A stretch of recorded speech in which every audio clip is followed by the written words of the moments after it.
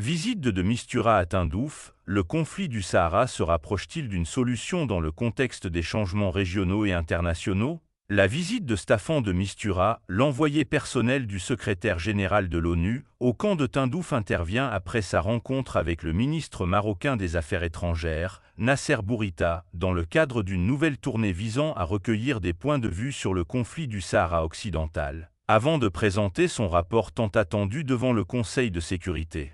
Ce rapport revêt une grande importance, car il intervient dans un contexte de développement diplomatique rapide et de succès du Maroc dans la mobilisation du soutien international à l'initiative d'autonomie comme solution durable au conflit. Visite de Tindouf, recueillir des avis ou renforcer les positions? Lors de sa visite à Tindouf, de Mistura a rencontré les dirigeants du Front Polisario, dont son chef Brahim Ghali, afin d'écouter leur point de vue. Néanmoins, des questions subsistent quant à l'impact de ces réunions sur l'évolution du conflit, d'autant plus que l'Algérie continue de soutenir le front séparatiste malgré ses affirmations répétées selon lesquelles elle n'est pas une partie directe. L'Algérie, une position complexe. L'Algérie a toujours adopté une position complexe face au conflit, affirmant être un « observateur », mais les pressions internationales croissantes poussent vers un rôle plus important dans les solutions politiques. Les rapports de l'ONU soulignent de plus en plus le rôle direct de l'Algérie dans le conflit. Le dernier rapport du secrétaire général de l'ONU, Antonio Guterres, a appelé l'Algérie à s'engager activement dans les négociations. La Mauritanie, une neutralité menacée de changement? D'autre part, la Mauritanie continue de s'en tenir à une position de neutralité positive, mais les événements récents indiquent un changement possible. Le dernier discours du président mauritanien devant l'Assemblée générale des Nations unies a donné des signes de soutien implicite à la marocanité du Sahara, ce qui a irrité l'Algérie et le Front Polisario.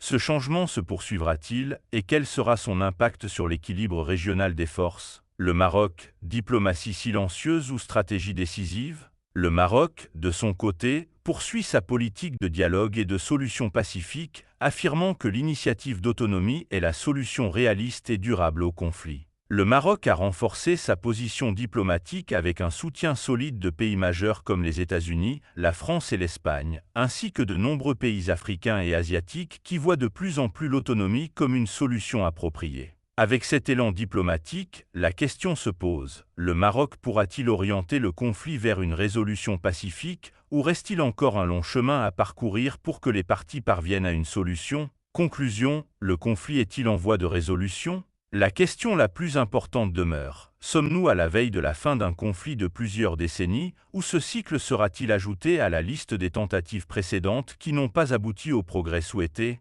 Le prochain rapport de l'ONU pourrait apporter des réponses, mais cela dépend de l'engagement des parties, en particulier de l'Algérie et du Front Polisario, à l'esprit de consensus et à la légitimité internationale. Question ouverte: dans quelle mesure le prochain rapport de l'ONU peut-il contribuer à résoudre le conflit?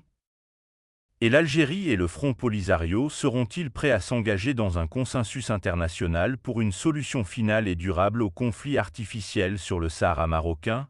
La France a réaffirmé son soutien indéfectible au Maroc suite aux récents arrêts de la Cour de justice de l'Union européenne, CJUE, concernant les accords UE-Maroc et l'étiquetage des produits du Sahara occidental. Dans un communiqué publié par le Quai d'Orsay, Paris souligne son attachement indéfectible à son partenariat d'exception avec Rabat, maintenant sa position de 2022 reconnaissant la souveraineté marocaine sur les provinces sahariennes.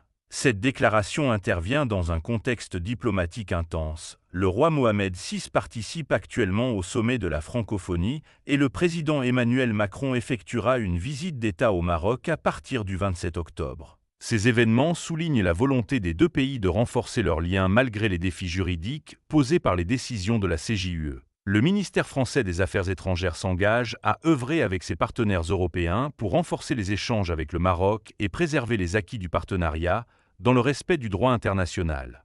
La France réitère également son soutien aux efforts de développement économique et social du Sahara occidental.